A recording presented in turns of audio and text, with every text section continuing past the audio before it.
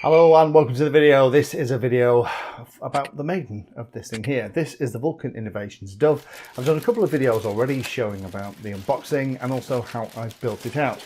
This is a full iNav 6 setup, has a GPS, flight controller, walk snail in the nose, and I've just been waiting for the right weather. For those of you that haven't watched the build video, links down below to those other two if you're interested. But what we have here at the back, we have a Matek F405 WMN flight controller along with a Matek GPS under this cover, and we have that buzzer that's external, which is going to make it easier to find in a problem. Then I have the Walksnail V1 unit, one of the original ones, up here in the nose, and I'm running this on a 3S lithium ion battery. It balances absolutely beautifully. If I put my fingers underneath the CG points, it's pretty spot on. Now, there are a couple of things that I have tweaked and changed from this. As I've talked about already, this model is really kind of a pre-production unit at this point, because I gave them loads of feedback after I got it in, and they have tweaked a couple of things. So do check all that stuff out. I'm not going to mention it because you know what, it's already taken care of, and I've talked about it in the other videos. The things that I have done here, I exercised all the control surfaces. The control surfaces on this were quite stiff. I'd absolutely recommend just pop the linkages off from the servos and just exercise them a little bit more. Lots of you mentioned Blenderm tape. I love Blenderm tape. It was actually Trappy at Team Black Sheep that introduced me to Blenderm. You can buy it in lots of places, including places like Amazon. It's actually a surgical tape, but it is incredibly flexible, very UV stable and very resilient, and that's a really nice idea. Or maybe just cut them off and put some CA hinges in if you want maximum flexibility. However, we'll talk about how it actually performs in a moment. I have made some changes in the nose. Originally the battery plate was very high, which really wasted a lot of space up here in the nose. That's now been changed in the real design. Mine is actually now glued here to the bottom, which allows me to easily fit a 3S lithium ion battery in.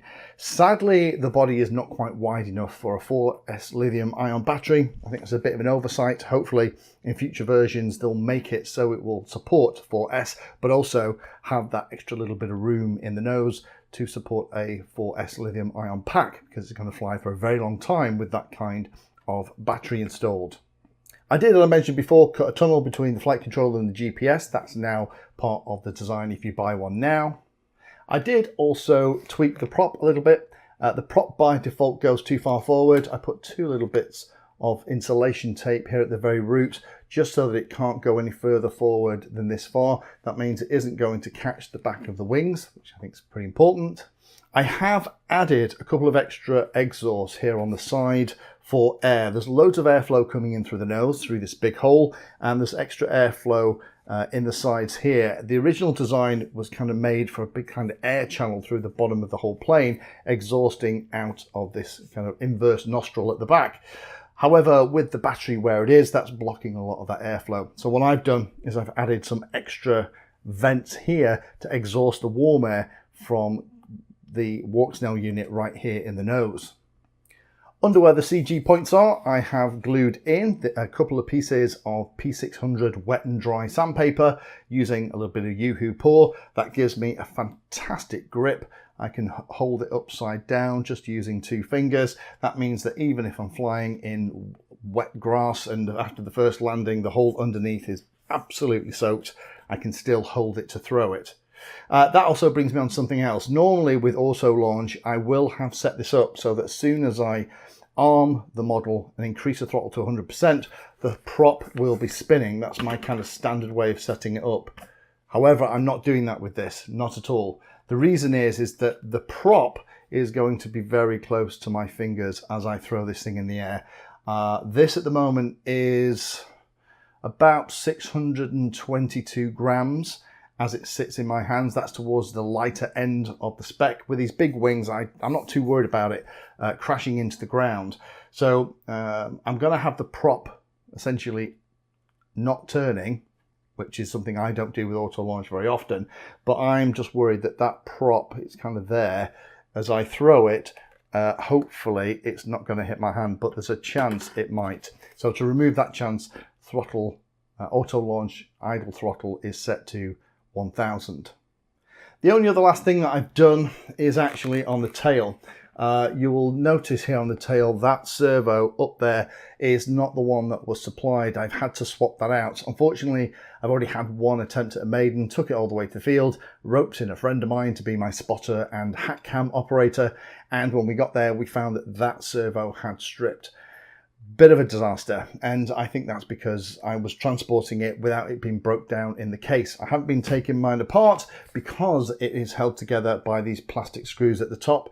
Those screws, as I've already said, should be thumb screws. They should be metal, going into metal inserts. They're not, so I've kept it in one piece, and I think that kind of bit me, because I think in bouncing around in the boot of the car on the way to the field, I think that's what probably stripped that servo. The new servo is metal gear. It's actually one that I had here as a spare for one of my He-Wing T1s, but now it is serving in that space. I have had to do this little modification, cut a little bit of plastic out because it's deeper than the one that's supplied, but I'm a lot more happy to have a metal geared servo out there at the back, particularly as I don't plan to break this down to go back into the box. So with all that said, let's jump to the field and see how it actually flew. So this footage you're looking at now is actually from our second attempt at a Maiden, which you'll see in a moment went incredibly well. This, as I said, is probably towards the lighter end of the build of this thing. I'm not sure how you'd make it particularly heavy. In the specs, I remember it saying it was something like 600 grams was the minimum weight, which is kind of where mine's at, up to 1 kilograms. To get up to that, you'd need a really big battery, and I'm using a big heavy 3S lithium ion battery in here. So the first thing we'll talk about in terms of the specs is the speed. This is very capable of flying very slowly. This gets nearly 5 stars. It can pretty much go almost under 10 miles an hour, and if you've got a nice headwind, we have a little headwind on this particular day, then you can almost make it sit in the sky. It behaves very much like a glider. So although I've turned off the prop for the auto launch, as you're about to see, one good throw into the wind and it's just already starting to go into the air before the prop even starts. So the good news is, if you're setting up something like auto launch in iNav, you can absolutely set it so that the prop doesn't start spinning until you chuck it in the air. Once it's in the air, then the motor and prop work very nicely. It's obviously set up for more static thrust and efficiency than it is for out and out speed, and it almost feels like it's an ascent motor, i.e. one that you just use to get up to altitude, then shut it off and float around. And that leads me on to the ratings for how fast it is. Well, it isn't very fast at all. It gets 0 stars for this because it can't really get over 70 miles an hour. This is a mid to high 50 mile an hour plane going downhill at full throttle with the wind behind it. This is absolutely not designed to be an out-and-out speed machine. This is more of a Soarer Explorer, a very gentle, fun FPV flyer. If it's speed that you're after, this is definitely not going to float your boat. In terms of efficiency, this gets a full 5 stars. This can easily do over 30 minutes, particularly if you're using a 3S lithium ion 3000 mAh pack like I am here, because as soon as you get up to altitude, you can just shut the engine off. Those little props fold back against the tail and you can just soar around and hunt for thermals. So you could get as long as you want, really. The big problem here is probably going to be the goggle for your FPV goggles and your radio rather than the one in the plane. So if you're looking for something that you'll be able to get up into the sky, particularly on a nice warm day where you want to soar about and hunt for thermals, this would be a very nice model to do that in, with that very low wing loading, particularly if you keep it nice and light. In terms of the noise, it gets a full 5 stars. This is very quiet. You can only hear it as it's going overhead. The rest of the time, you can't really hear it at all. Again, this is a big prop, not particularly aggressive pitch, so it doesn't have a lot of pitch speed, but that big, slow turning prop is very good at getting it through the air and not wasting a lot of the energy in excessive noise. Toughness, I'm giving this 4.5, not sure whether to give it 5. At the moment, mine's surviving all of the flying that I'm doing here without a problem. However, I did have that issue where, because I'm not putting it back in the box, that tail servo did take a hit and I ended up having to replace that. So be aware, these plastic geared servos will not take any kind of abuse. Next one then is acrobatics. This only gets 2 stars because it is a very stable plane and it's able to perform loops and rolls just about. The aileron control, the roll control, is actually nice and crisp with the rates that come and the travel that come out of the box. It's not massive movement, it's only about 9-10 millimeters in each direction for the ailerons, but that gives it a reasonable amount of control. The nose drops heavily in a roll, so you need to apply quite a bit of elevator. But again, this isn't really designed as an acrobatic plane, but if you want to, it will roll okay. And talking about the elevator, I was a little bit worried about how much elevator authority there would be because the tail is relatively short, but the elevator authority is great. No problem with that at all. The only thing that's a bit disappointing is the rudder. Even though it's in the airflow from the prop, it hasn't got a lot of authority. It's a little bit lackluster. So just be aware of that. You're going to need a reasonable amount of rudder to coordinate your turns. In terms of roomy, it gets 3 stars because there is room inside for a flight controller and other pieces with a little planning. It's a little bit tight at the back, as you've already seen. You can get everything in, but it's like playing Tetris. It'll only support the smaller, compact flight controllers, things like the Maiden F405 WMN. Some of the larger wing boards, you're going to really struggle. And finally, travel, it gets a very respectable 4 stars because it breaks down into smaller parts with some basic tools. I really, really wish this had come with some kind of thumb screws so that you could take it apart without having to reach for an Allen key. So I think the big trick with this is to treat it as though it is a powered glider. And if you treat it in flight like that, you'll have a whale of a time. Again, it's not really designed for out and out speed, but it can fly incredibly slowly and it's very, very forgiving and fun. Would I say it's aimed at a new pilot or a beginner? Well, you could definitely fly it if you're a beginner. The only challenge is it hasn't got lots of reinforcement in the nose, which is where you tend to fly into stuff with. And also this prop does come down a little bit, which is potentially going to hit the ground if it doesn't fold out the way. So far, mine hasn't done that, and it's been a lot of fun. There are a lot of things that I like about this. I do like the fact that there are strobes on the wing ends that actually come on and flash, and you can control whether or not they come on with the little control that is part of the wiring harness. I've actually set mine up to be an auxiliary output on my iNav flight controller. Unfortunately, you can't turn off the other lights that are there. They're the same kind of red and green navigation lights on the wing ends, and there's a white one on the tail as well, which will help in darker conditions.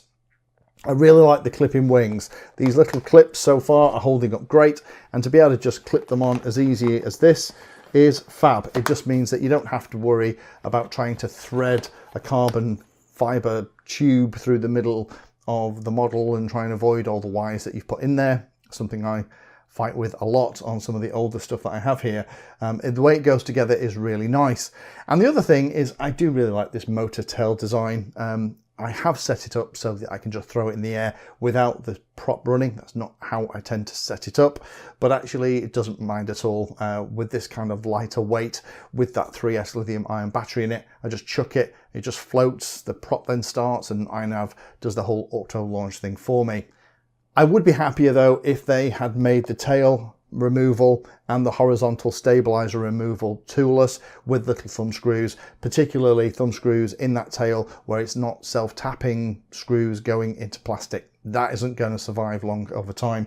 So I'm not taking mine apart, although I did pay the penalty of damaging the servo that was in the horizontal stabilizer and having to replace that.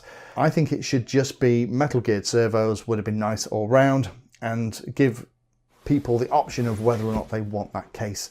Personally, I could do without the case. I'm never going to take mine apart now, so that case is an expense that I don't need as a pilot. So hopefully Vulcan will think about offering this with and without the case option, or if they do change it so that it becomes toolless. I don't really want to be playing with a little Allen key in the middle of the field with little screws, these two at the top in particular. If they get dropped into the grass, you're never going to see them again. I'd also be interested in a 4S version. 4S will not fit under this canopy. The cheeks of this bay just aren't wide enough. I'm sure maybe with a bit of steam you might be able to get this soft enough so you can cram one in. However, that would then mean that the central gravity was quite tricky, because I can get it bang on the central gravity with this 3S battery. With the extra weight here, I'd have to have something to offset it. Maybe a longer tail with a slight weight in it might be able to do that. But at the moment, I'd definitely try and stick with a 3S battery. That seems to work really well. So in summary, very impressed. If you're looking for a glider style model that does break down and can go into a case, if you're willing to be very careful with those 2 screws at the back going into plastic, this is a fab thing. I'm excited to see what Vulcan Innovations come out with next, because if this is their first foray into fixed wing, this is pretty impressive. Thank you for watching the video. If you watch my videos and find them useful, then please take a moment to hit the like and subscribe button. It helps the channel a lot. If you really like what I'm doing here, you can become a Patreon and support the time I spend helping others and get access to lots of exclusive benefits. Link is in the video description. Remember that all the videos on the channel are organized into playlists, so you can easily use those playlists to find all the videos on a subject that you are interested in. Add Painless 360 to your searches on Google and YouTube, and it'll help you find my content for any particular topic. Thanks again for watching, and as always, happy flying.